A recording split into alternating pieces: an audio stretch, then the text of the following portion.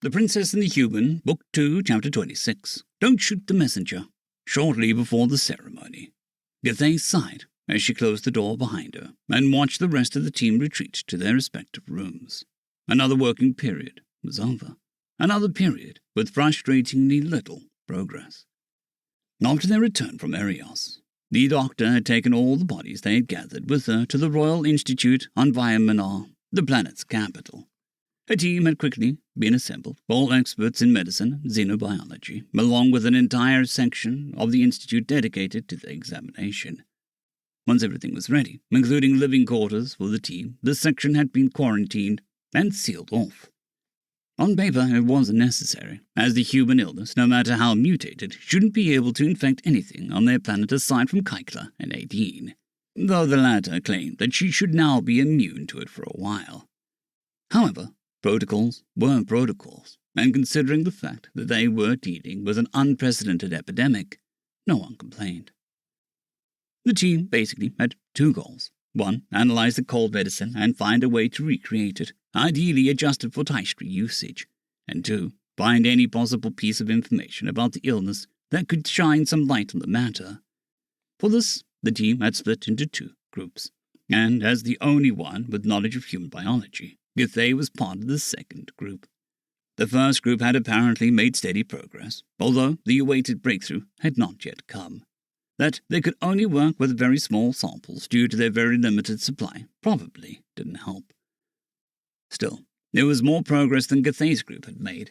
The doctor felt like they were running in circles, but she refused to give up. There had to be something that they had overlooked so far. She took a portion of the meal from the daily supply box and retreated into her quarters. There was no point in losing her mind over it. Once she had rested, she would continue. As she ate, her datapad suddenly received an incoming call. Surprised, she put her food aside and saw that it was Nadine. She quickly accepted. "Good morning, Doc. Well, not morning for you, I guess, huh?" the small alien greeted. "Good to hear from you, Nadine. To be honest, I couldn't even tell without the chronometer. The quarantine zone has no windows, so the days just bleed into each other," the doctor confessed. "Your call is a very welcome distraction. Is the expedition already done preparing?" They've already left a couple days ago." "Oh." "First ones. I'd hoped that at least the medicine would be done by this point. We prepared them with all we could. All we can do now is wait. What about you? How are things over there?" "Slowly, I'm afraid. I'll soon send my next report. You can read it in detail there. Oh, speaking of, how much has your reading improved by now?" So. I still need to look up many words, but I'm getting there. But I originally wanted to ask you something else. Can Veneri eat Tycro?" "You're aware that no one on this planet shares your strange obsession with that tuber, right?" Gathé asked with a chuckle. Nadine constantly came up with new ideas on how to make Tycro edible to her, but nothing seemed to work. Still, the small alien refused to give up. "That's not why I'm asking. Doc, I figured it out." "You did?" "Yeah. I looked at it a completely wrong way. The solution makes it even better than I thought." Well, she certainly was excited about it. Understandable considering how many tries she had taken. "That's great. You can show me once I'm back, but why did you ask whether we could eat them?" "Well, later today's the ceremony, and I thought maybe afterwards, since Syl did so much." "Please tell me you aren't planning to give cattle feed to Her Highness." "By that logic, you also shouldn't be drinking water." Canary opened her mouth. She had no response. Nadine's immediate answer had blindsided her. "Look, obviously it's going to be processed. I just want to know if there's anything in there that's bad for you." "Not the sense that it'll harm us, but we can't digest it fully, and the remains would need to be regurgitated." "Wait, what? Why would— Oh, right, you guys don't— Yeah, I remember." "Good, though I admit I'm still somewhat curious about what you did to make it edible." "I'll show you when you're back. She interrupted herself and looked to the side. "Sorry, gotta go. We still need to prepare for some stuff. I'll call again." The call ended, and after a pause, Gathé returned to her meal. "Well, that's as good a motivator as any to make progress." Present day. "You certainly left an impression," Sogvani commented as she entered Nadine's new estate. She also used the chance to get another look at the large, three-dimensional statue of the alien's crest in the middle of the entrance hall. It had really turned out nicely, if she dared to say so herself. That wasn't what I was trying to do, the person in question insisted, as they made their way to the back of the house, where a few servants already waited for them. It's just a silly old tradition, that's all. I gladly believe that it's like that from your perspective. You still demonstrated that you could kill each of them with any small object without needing to get close. Nadine winced at the comment. Silvani could still see the crowd standing in silence, everyone staring as the remains of the drinking container fell to the ground, its contents slowly dripping off the ship's hull. Silvani had of course known about the alien's strength, but the scene had still been off-putting to her. She could imagine how much more of an impact it made to all the guests. I really wish you would tell me these things in advance. Although, to be fair, it wasn't all negative. Afterwards, the noble clans had approached Nadine rather carefully. Each only greeted her, introducing their heir to her, and exchanging some common talking points. No one made a fuss when they were asked to make space for the next clan heads, not even the dukes. The princess was genuinely surprised at how orderly everything had been. Please tell me there is a genealogy or something like that. There's no way I can remember all those people. Some of the kids I got introduced to look younger than Kyoton. We have, including portraits. If I may ask, though, what is the point of this? A traditional test of the ship's armor? Granted, if it couldn't withstand something like this, it also wouldn't be suitable for space. But it still seems strange. No, it's nothing like that. It's just a way to baptize the ship. Don't ask me how it came to be. I just know that a bottle must break, otherwise it spells bad luck for the ship. The one I used was custom-made to be brittle, by the way. The metal ones you usually use wouldn't have worked. I see. I'm boring you, aren't I? Silvani stopped, walking and looked at her. What? Why would you think that? Well, I've just been rambling down all of the stuff, and Nadine, foreign diplomacy is literally my job. How much time do you think I've spent learning about the other species in the Alliance? In the last couple of days, I've learned more about your culture than I have in all the time since we found you. How could something like this bore me now? Fair point. Sorry. Forget I asked. Nadine apologized. Well, back on topic. The name you picked for the ship, how do you pronounce it again? Argo. And how come that neither this nor the colony ship got translated? Because I don't know the meaning of these names. The Argo was a ship from old story back home. In it talks about how the ship needed to be fast and agile so the crew could get past the terrible sea monsters. The Scribner is also from a story, said to be able to hold an entire country's population. It felt like a fitting name for a colony ship. I'm of course summarizing heavily here.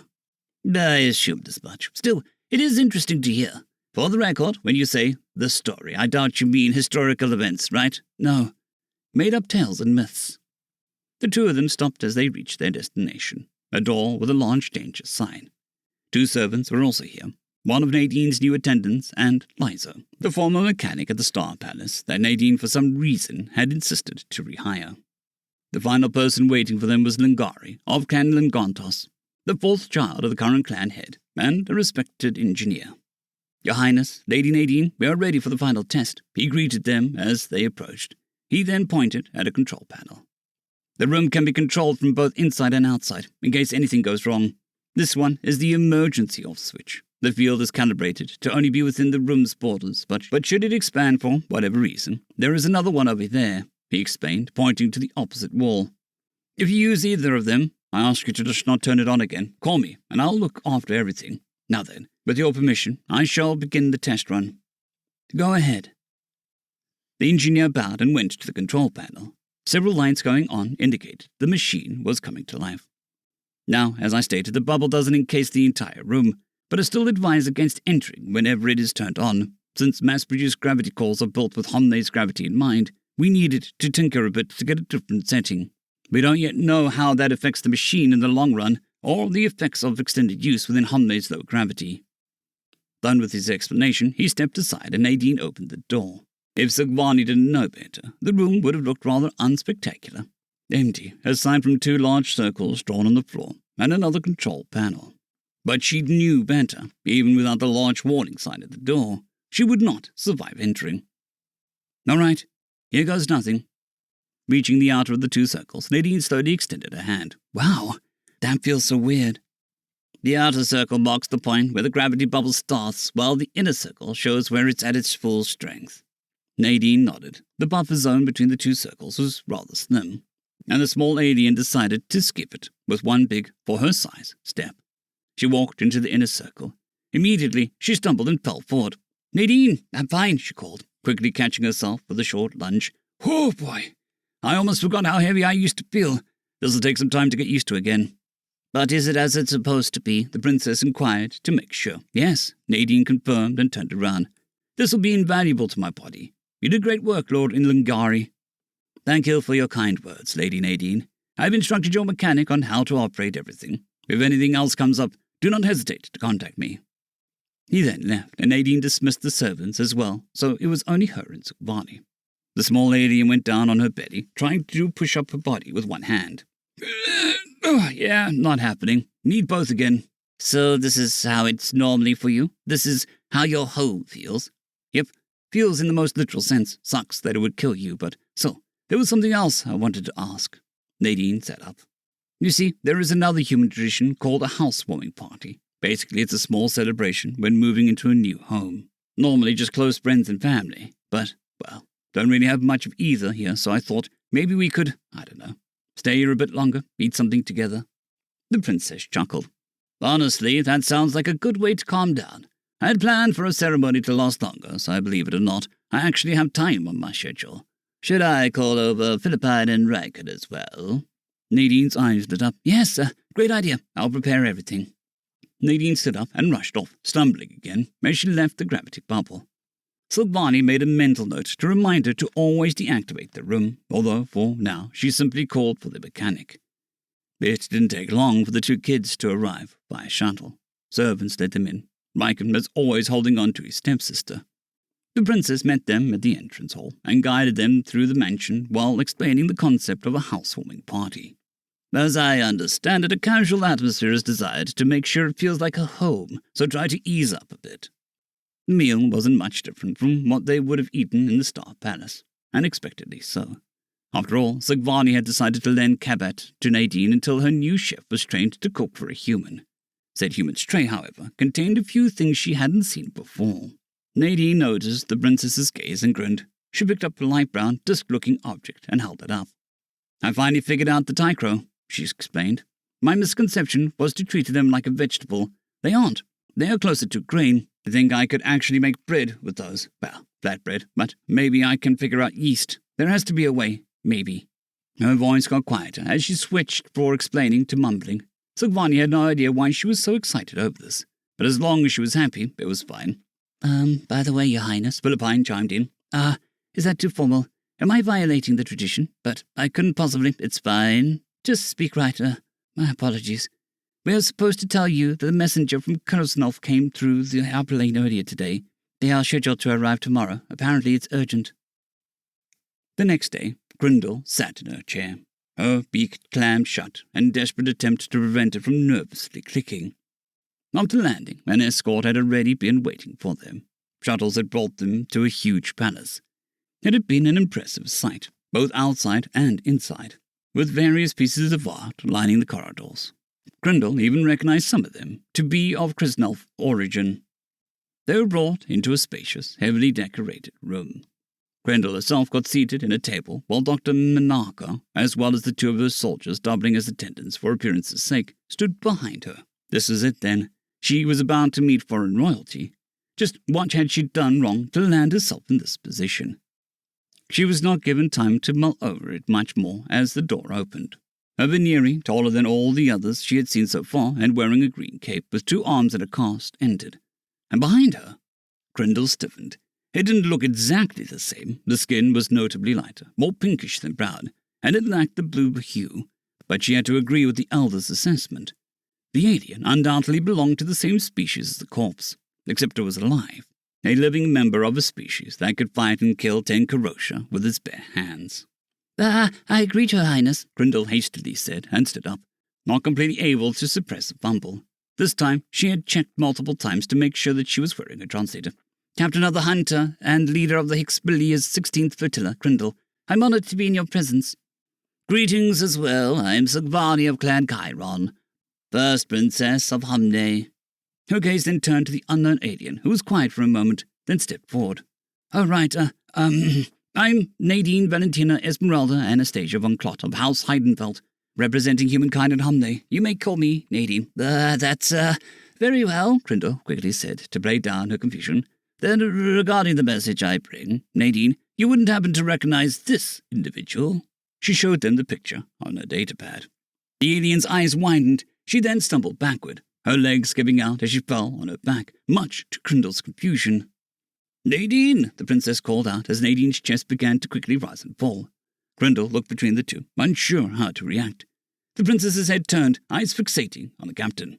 You imbecile! She screamed, something strange happening with her voice as she did so. What were you thinking? You're owing something like that without warning. Grindel flinched as her heart sank, but the princess ignored her, turning back to the alien on the ground and kneeling down next to her. Nadine! Nadine! Can you hear me? Breathe! Try to calm down. Just once. Why can't Gathai be here? Nadine! Try and focus on my voice. Slowly, the alien's rapid chest movements calmed down. She sat up, but her body was still shaking. That's, she panted. That's Claire. End of chapter.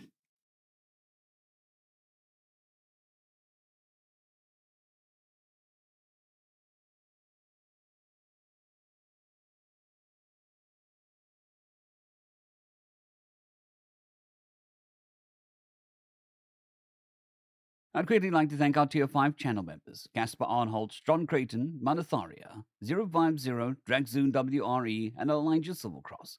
Thank you very much.